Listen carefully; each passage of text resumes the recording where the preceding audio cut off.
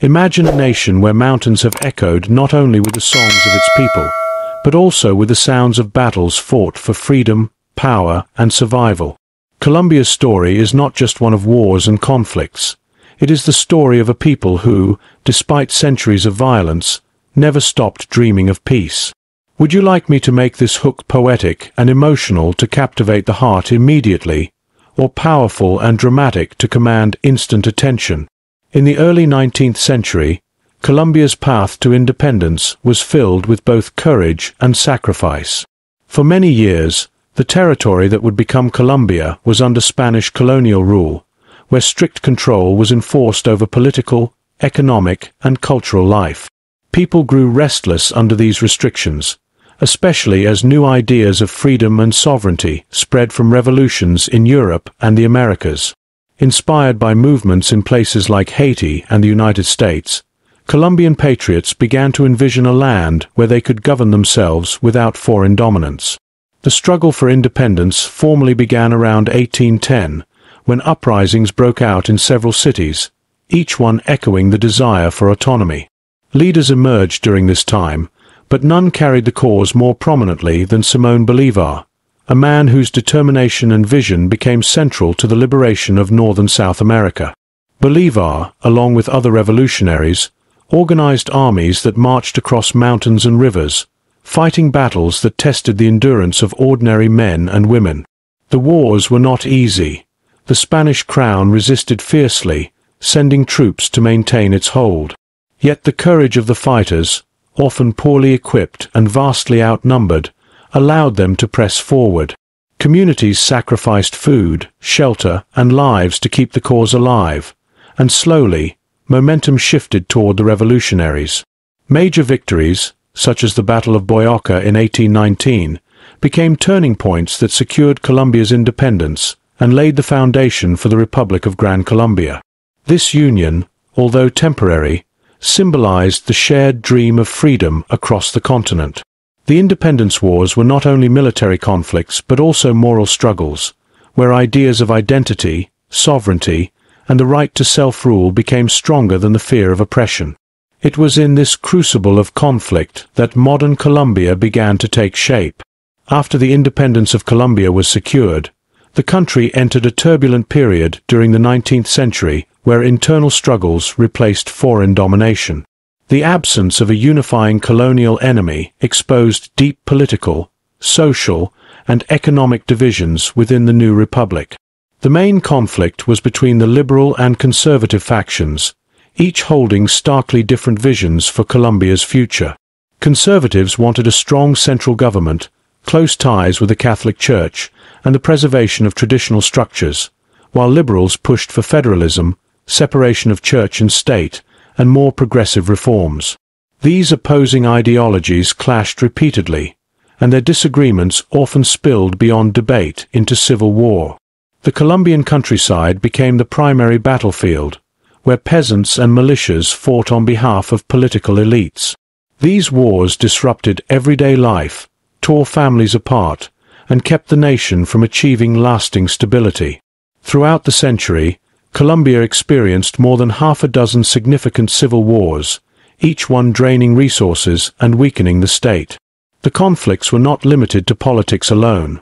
They were fueled by inequalities in land distribution, lack of opportunities for the rural poor, and the struggle of regions to assert autonomy against centralized power. Each new generation grew up amid uncertainty, as governments rose and fell with violence rather than peaceful transition. Despite the devastation, these internal wars shaped Colombia's identity, creating traditions of resilience and determination among its people. The repeated cycles of conflict also highlighted the dangers of political polarization and how fragile unity can be when dialogue fails. By the late 19th century, these divisions reached their peak, setting the stage for one of the most destructive civil wars in Colombia's history, the Thousand Days' War, which would leave an indelible mark on the nation's collective memory. The Thousand Days' War, fought between 1899 and 1902, stands as one of the darkest chapters in Colombia's history, leaving a legacy of grief and devastation. This brutal conflict was rooted in the long-standing rivalry between liberals and conservatives, whose disputes over political power and governance had already fueled many earlier civil wars. By the end of the 19th century, tensions had reached a breaking point. The conservative government's tight grip on power and refusal to allow greater representation for the liberals ignited resentment. That soon exploded into armed rebellion. What began as a struggle for political influence quickly spiraled into a nationwide war that engulfed towns, villages, and rural landscapes. The fighting was relentless, with both sides mobilizing poorly trained militias, often made up of farmers and laborers who were forced into service. Civilians bore the heaviest burden of the conflict, as food shortages, forced conscriptions, and massacres became common. Entire communities were destroyed, leaving families displaced and broken. Disease and hunger swept through the population, amplifying the misery caused by violence. It is estimated that more than 100,000 people perished, a staggering loss for a country that was still fragile and trying to establish itself after independence. The war also had deep economic consequences. Agricultural production collapsed, trade routes were disrupted, and the financial strain of sustaining armies drained national resources. International powers, particularly the United States, watched closely as Colombia weakened, and this instability eventually contributed to the loss of Panama in 1903. The Thousand Days' War was not just a military struggle. It was a tragic symbol of how political divisions, when unresolved, can unravel an entire society. Its memory lingered in Colombia's consciousness, serving as a painful reminder of the human cost of internal strife and political polarization. The mid-20th century in Colombia was marked by a period of extreme political violence known as La Violencia, which erupted in 1948 and lasted for a full decade. The spark came with the assassination of Jorge Elisa Gaitan, a charismatic liberal leader who had gained immense popularity among the working class and poor. His death unleashed widespread anger, leading to riots in Bogotá, famously called the Bogotazo, and soon the unrest spread into the countryside. What followed was not a simple clash between two political factions, but a brutal struggle that drew in ordinary Colombians, pitting neighbor against neighbor, liberal against conservative, and even family against family. Rural areas were the hardest hit, where partisan militias formed and carried out violent campaigns against communities believed to support the opposite side. Entire villages were burned, crops destroyed, and thousands were displaced as people fled the violence.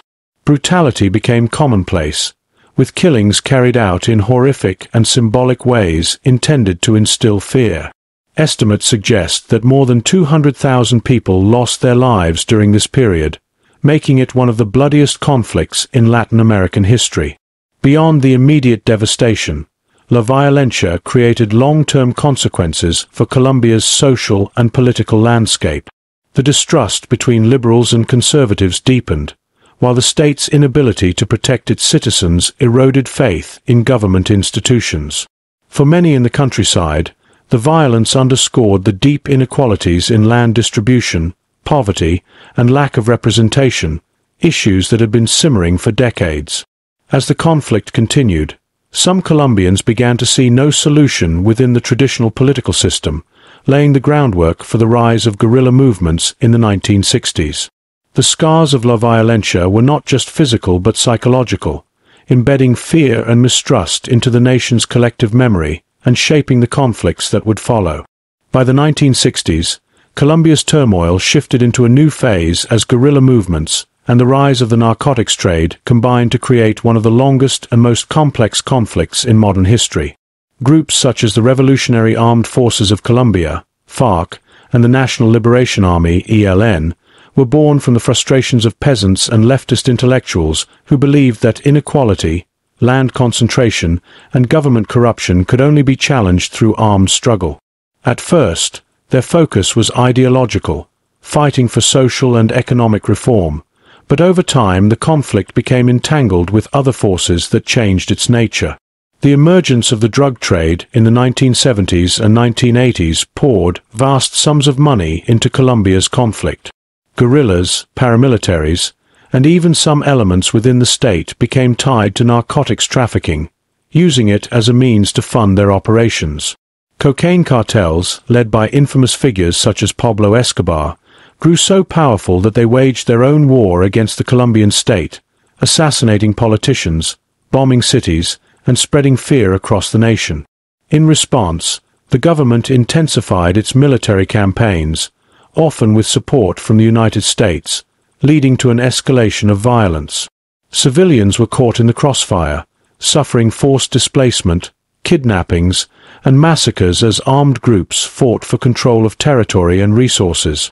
Millions of Colombians were driven from their homes, creating one of the largest internal displacement crises in the world.